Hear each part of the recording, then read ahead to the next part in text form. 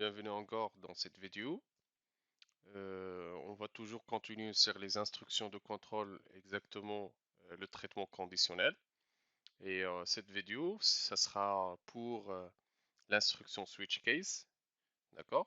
Qu'on peut trouver dans n'importe quel langage de programmation procédurale. Et premièrement, donc, je vais encore dire que je ne vais pas expliquer la logique derrière la switch case.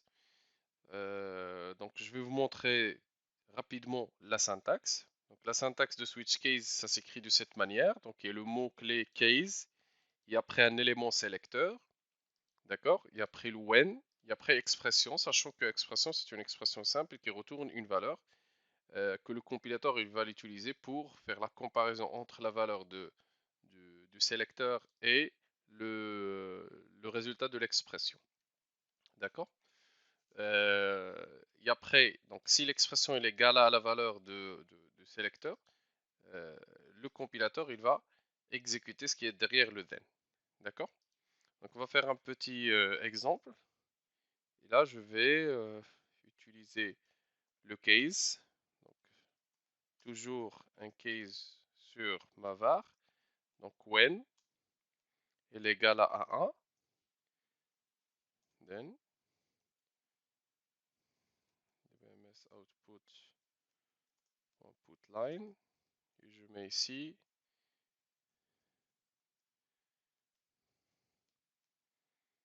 on est dans la valeur ou dans le cas de 1. D'accord?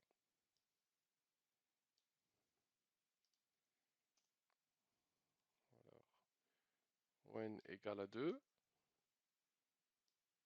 je vais dire que je suis dans le cas de 2.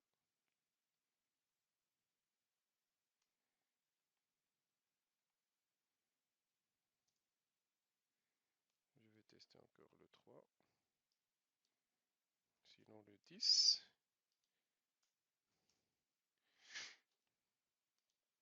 Une fois que je termine, donc je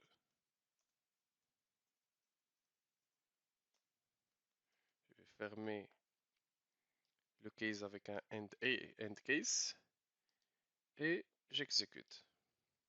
D'accord? Donc voilà.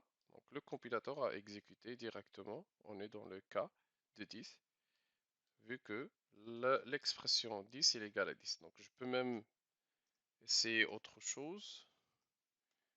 D'accord? Et voilà. Donc je suis toujours dans le cas de 10.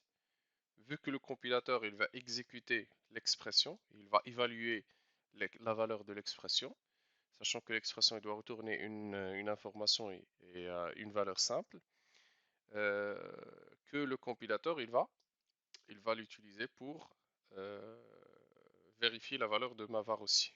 Donc, si je mets 2 ici, et là je mets 4, d'accord, j'exécute, d'accord, ça donne toujours le même cas. C'est bon? Donc il y a un problème encore qu'il faut le traiter. Donc si je mets 12, regardez, alors je vais pas mettre 12, mais je vais mettre 14 par exemple. J'exécute. Donc regardez. Donc là c'est une exception qui sera remontée ou générée lors de l'exécution de switch case si le cas il est introuvable. D'accord? Donc pour résoudre ce problème, on peut utiliser la dernière option avec l'instruction else qui permet de donner un traitement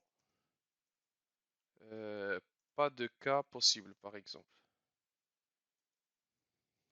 D'accord? Donc le else, il va s'exécuter à n'importe quel moment. On a une valeur de ma var qui est différente soit de 1, soit de 2, soit de 12. D'accord? Donc on peut exécuter ça. Donc regardez, pas de cas possible. Pour ne pas avoir un problème des exceptions et avoir une erreur, il faut vous pouvez utiliser le else pour éliminer le cas là où il n'y a pas de possibilité. Ça veut dire il n'y a pas de cas. D'accord? Donc voilà, donc rapidement, ça c'est une explication de switch case. Il y a encore un autre type de switch case qu'on va voir dans la vidéo suivante. Merci pour votre attention et à la vidéo suivante.